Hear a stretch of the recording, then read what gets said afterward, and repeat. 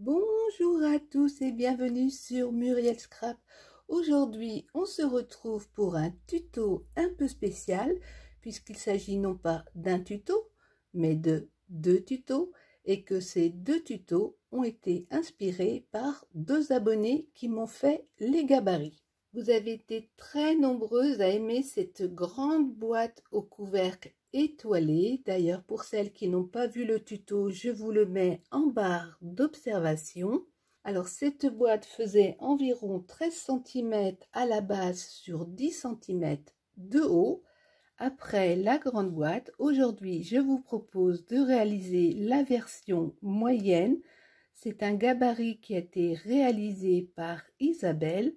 La boîte fait environ 8,5 à la base sur 6,5 de haut, mais on ne va pas s'arrêter là puisqu'on va également réaliser la version mini d'après un gabarit proposé par Nelly. Cette boîte fait 6 cm à la base sur 6,5 de haut, donc on ne croirait pas, mais les deux boîtes font la même hauteur. Et bien sûr, vous pourrez adapter les hauteurs de boîte en fonction de vos besoins. Je vous explique tout dans le tuto. Alors, ça vous tente? Allez, c'est parti.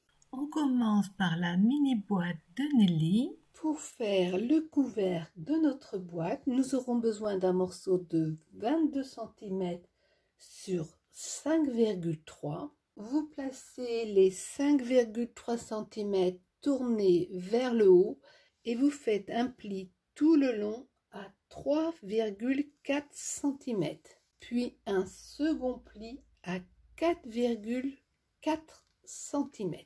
Vous retournez le tout, vous faites un premier pli à 2,6, à 5,2, à 7,8, à 10,4, à 13 cm, à 15,6, à 18,2 et le dernier à 20,8. Une fois que c'est fait, on va venir couper le petit carré ici. Donc vous pouvez biaiser légèrement.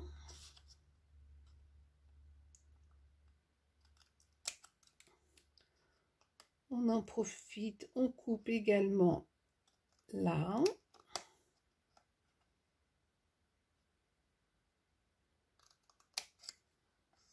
Comme d'habitude, vous pouvez télécharger le gabarit sur Facebook, sur Muriel Scrap, le groupe. Je vous mets le lien en barre de description. Si vous n'avez pas Facebook, sachez que vous pouvez me demander les gabarits par mail. Vous avez mon adresse en barre de description. Par contre, essayez d'être précise dans votre demande parce que la semaine prochaine, j'aurai déjà oublié que j'avais fait cette boîte. Donc ici, ce sera la face visible de notre couvercle. Donc maintenant, vous allez le retourner de façon à voir l'intérieur tourné vers vous. Vous mettez du double face sur la petite languette ici. Pensez à bien le faire adhérer, c'est vraiment important. Un scotch double face qui n'est pas bien adhéré ne collera pas à la longue. Je retourne à nouveau pour bien voir mes plis et je vais biaiser tout simplement en commençant par ici et ensuite sur chaque pli comme ceci. On marque ensuite les diagonales comme ceci. Donc moi ce que je fais, c'est que je pointe toujours mon aiguille à l'intersection. Je viens appuyer ma règle, je m'aligne ici et je n'ai plus qu'à tracer mon pli. Et je fais ça sur tous mes rectangles. Toujours les plis dans un sens en premier pour gagner du temps. Je suis désolée, mais je suis légèrement malade. Et vous allez comme ça jusqu'au bout. Une fois que c'est fait, eh bien, on fait la même chose, mais dans l'autre sens.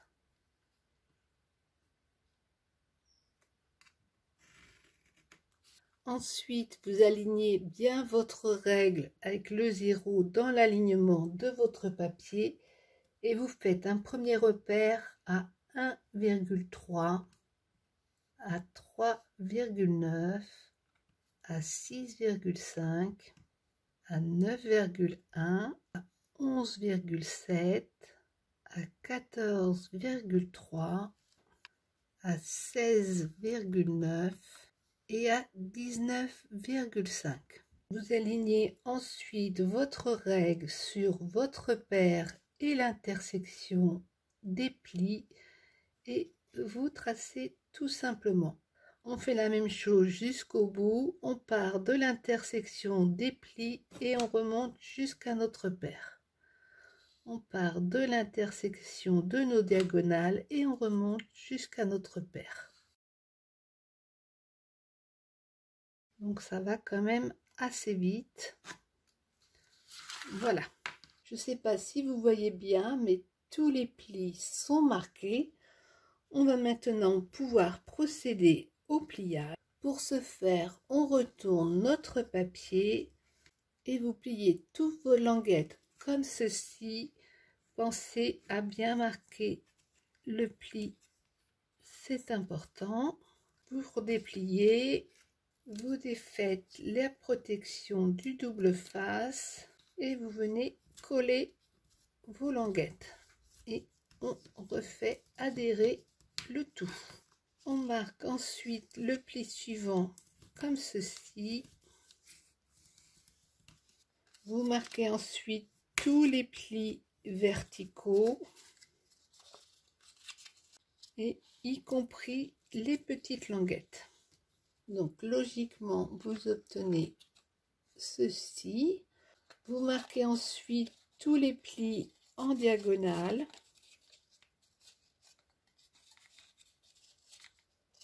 Donc là c'est la face visible de mon couvercle. Maintenant vous marquez tous les petits plis comme ceci. Vous les poussez vers le haut et vous les marquez avec votre doigt. Donc logiquement on obtient ceci. Vous mettez maintenant de la colle sur vos languettes et vous venez tout simplement coller bord à bord. Donc là vous êtes dans l'alignement et là aussi. Vous attendez que ça ait bien collé et vous remarquez le pli. Pour le fermer, vous mettez vos doigts au niveau des triangles et vous poussez le tout vers le milieu. Et vous voyez, votre étoile se forme tout de suite. Par contre, dès que vous allez retirer votre doigt, oups, ça s'ouvre. Pour éviter ceci, je vous conseille de découper deux petits ronds d'environ 2 cm, de prendre un pistolet à colle chaude, de fermer presque complètement votre cercle et de glisser la colle chaude. Vous refermez bien et vous tenez le temps que ça prenne.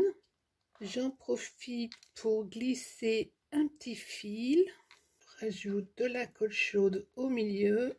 Et pour cacher cette horreur, je viens mettre mon petit rond. Donc à l'intérieur, si ça vous convient, vous laissez tel quel. Sinon, vous pouvez rajouter un petit rond ou une perle. Enfin bref, ce qui vous plaît. Si vous souhaitez ajouter du papier déco sur les petits triangles, il vous faudra 4 morceaux de 3,2 cm sur 2,3.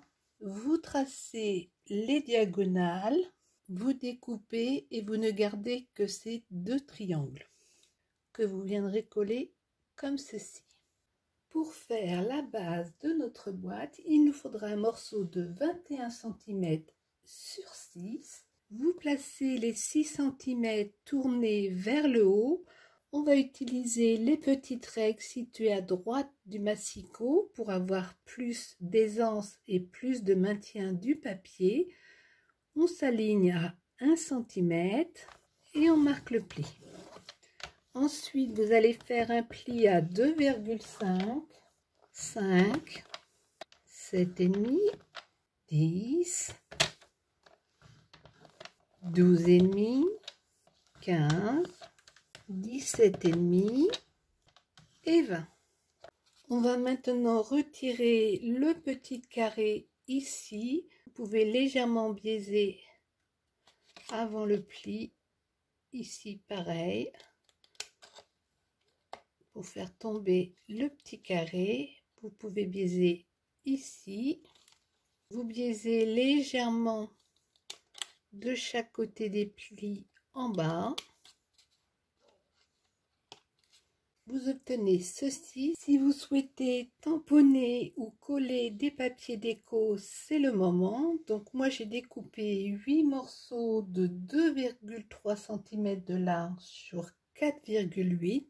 Attention, si comme moi vous avez un design qui se suit, à bien garder les papiers dans l'ordre. Généralement je colle d'abord mes papiers avant de faire mes plis. Mais là, autant à la caméra, on voit les plis, autant en vrai, on ne voit rien. Donc, je vais marquer mes plis avant de coller, exceptionnellement, pour être sûr d'être bien centré. Sinon, je sens que je vais me tromper. Quand vous avez fini votre déco, vous mettez de la colle ou du double face sur la languette. Vous rabaissez votre languette, vous pliez en deux la boîte. Vous faites adhérer. Maintenant, il vous faudra 2 ronds de 5 cm et demi à 6 cm au maximum. Vous mettez de la colle sur tout le tour de votre rond. Inutile d'en mettre au milieu puisque ça sera au milieu de la boîte. Vous prenez votre couvercle. Vous mettez votre boîte à l'intérieur. Et vous venez tout simplement coller votre cercle en veillant à laisser à peu près le même espace tout autour. Vous retournez votre boîte, retirez délicatement le couvercle et vous venez bien faire adhérer vos languettes à l'aide d'un plioir ou d'une règle, peu importe du moment que vous accédiez au fond de la boîte. Je mets de la colle sur mon deuxième cercle et je viens le coller en essayant de le centrer, ce qui n'est pas évident. Notre mini boîte est maintenant terminée. J'ai rajouté quelques petits strass sur le couvercle et vous voyez avec le papier déco, je trouve que ça rend plutôt sympa. On va maintenant passer à la boîte version moyenne. Pour faire la boîte moyenne, nous aurons besoin d'un morceau de papier épais de 28,2 cm de large sur 7,5 de haut. Alors comme j'ai décidé que cette boîte serait faite qu'en papier action, j'ai pris le papier rouge de ce bloc-ci. Il est un peu épais. Si vous avez du papier un peu moins épais que celui-ci, ce sera aussi bien. Vous mettez les 28,2 cm tournés vers le haut. Vous faites un premier pli à 3,4, puis à 6,8, 10,2, 13,6, 17, 20,4, 23,8 et 27,2. Vous retournez d'un quart de tour et vous faites un pli à 4,3 sur toute la longueur, puis un deuxième pli à 6,3 sur toute la longueur. Ici, ce sera la surface visible de notre couvercle. Vous retirez le petit rectangle ici en biaisant juste avant les plis et vous biaisez également au niveau du premier pli ici. Ensuite, vous retournez votre papier et vous collez du double face sur la petite languette sur toute la longueur. On retourne à nouveau. Comme d'habitude, vous pourrez télécharger ce gabarit sur Facebook, sur Muriel Scrap, le groupe. Je rappelle que ce n'est pas moi qui ai fait les schémas, c'est Isabelle qui a tout fait. La boîte de Nathalie fait environ 6,5 de haut, mais si vous voulez la faire plus haute, eh bien il suffit d'augmenter cette partie-là. Ne pas mettre 5,3, mais pourquoi pas 10 cm. Vous faites comme vous le souhaitez. Donc on a marqué tous nos plis horizontaux et verticaux. On va maintenant tracer les plis en diagonale dans nos premiers rectangles.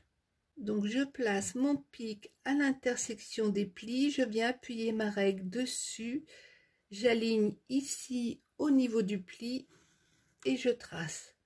Pour gagner du temps, je fais tous les plis dans un sens d'abord, puis tous les plis dans l'autre sens ensuite. Ensuite, avec votre règle en haut, vous allez faire des légers repères à 1,7, 5,1, 8,5, 11,9, 15,3, 18,7, 22,1 et 25,5.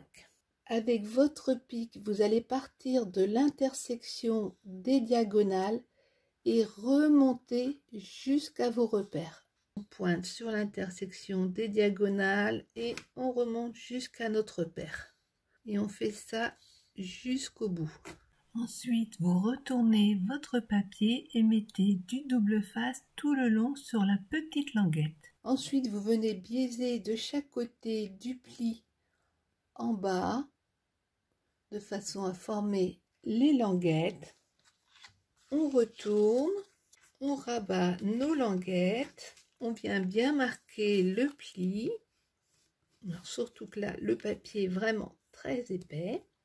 Vous défaites les protections du double face, vous rabattez toutes vos languettes et vous venez bien faire adhérer le tout. Vous pliez le dernier pli horizontal comme ceci, puis vous marquez tous les plis verticaux, vous retournez votre papier et vous venez marquer vos plis en diagonale.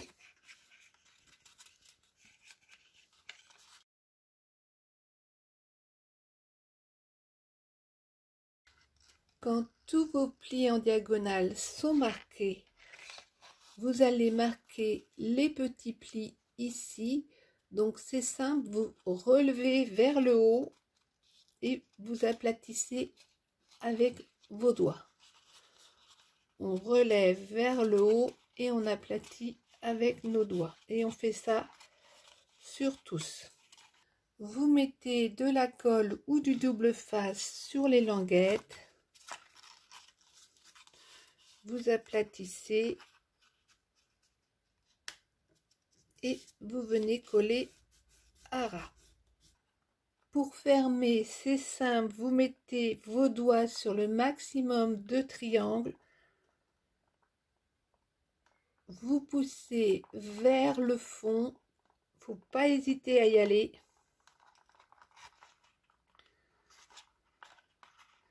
Et vous voyez votre étoile se forme. Vous avez maintenant plusieurs options. Soit vous souhaitez un couvercle juste étoilé mais non bombé, et auquel cas vous allez venir mettre de la colle juste au milieu et un petit cercle pour coller le tout. Soit vous voulez au contraire un couvercle à la fois étoilé et bombé. Dans ces cas-là, vous ne fermez pas complètement le cercle. Vous venez mettre de la colle sur le dessus des petites languettes ici et vous collez un petit rond par-dessus. D'ailleurs, c'est ce que je vais faire. Alors, n'ayez pas peur, une fois que vous avez fait votre pliage, tant que vous n'avez pas collé, ça va s'ouvrir. Mais une fois que ça a été fait, pour refermer, c'est ultra simple. Vous mettez votre pistolet à colle chaude à chauffer. Vous préparez 2 ronds d'au minimum 3 cm. Je mets de la colle chaude sur mon rond. Je positionne le couvercle comme je le souhaite. Je remonte ensuite mon couvercle pour garder l'effet bombé. Je maintiens le temps que ça prenne. Ensuite, je retourne. Et cette fois-ci, vu que j'ai laissé de l'espace, je n'ai pas le choix. Il faut absolument coller un deuxième cercle pour cacher le trou. Voilà, comme ça, le tour est joué.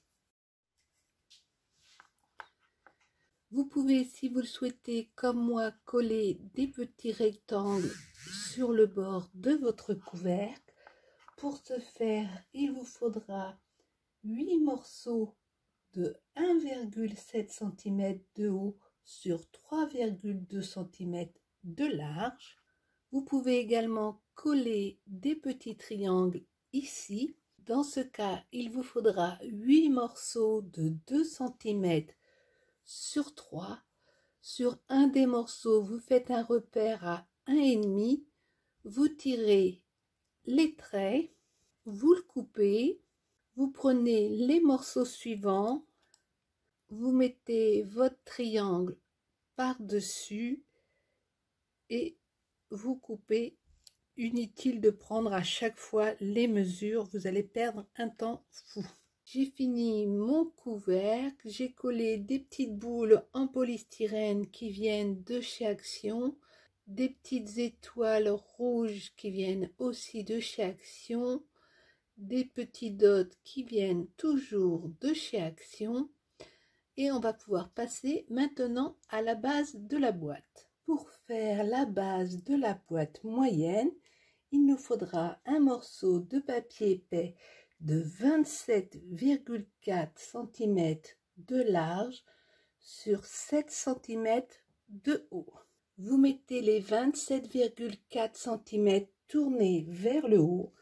Vous faites un pli à 3,3, à 6,6, à 9,9, à 13,2, à 16,5, à 19,8, à 23,1 et à 26,4. Vous tournez d'un quart de tour et vous faites un pli à 5,3 sur toute la hauteur. Ensuite, vous retirez le petit rectangle ici, vous biaisez là. Vous biaisez de chaque côté des plis ici de façon à former les languettes. N'oubliez pas cette extrémité. Vous retournez votre feuille, puis vous marquez tous les plis des languettes. Vous dépliez. Vous marquez ensuite les plis verticaux. Si vous voulez tamponner ou coller du papier de matage, c'est le moment. Sachez que si vous souhaitez mettre du papier de matage, il vous faudra 8 morceaux de 5 cm de haut sur 3 cm de large. Et éventuellement, si vous voulez en mettre à l'intérieur, eh bien, vous faites exactement la même chose. Comme pour l'instant, je n'ai pas d'idée de déco, eh bien, je vais faire ma structure et je verrai par la suite. Vous mettez de la colle sur la languette, vous rabaissez et vous venez tout simplement poser le reste de la boîte sur le dessus et vous faites bien adhérer. Vous prenez votre couvercle à l'envers, vous glissez votre boîte à l'intérieur avec les languettes sur le dessus. Vous préparez 2 ronds de 3,9 cm de rayon. Vous mettez de la colle sur vos languettes et vous venez appliquer votre rond en le centrant comme il faut. Vous retirez délicatement et vous faites adhérer les languettes à l'intérieur. Vous prenez votre deuxième rond, vous venez le glisser tout simplement à l'intérieur. Votre boîte est terminée. Vous pouvez compléter la déco si ça vous chante. Nos 2 petites boîtes sont maintenant terminées. Je tenais à remercier particulièrement Nelly et Isabelle de nous avoir préparé ces 2 beaux gabarits. J'espère que cette petite vidéo vous a plu. N'hésitez pas à me laisser un commentaire. Vous savez que j'adore vous lire et vous répondre personnellement. On se retrouve très vite pour de nouvelles aventures. En attendant, je vous dis portez-vous bien et ciao ciao!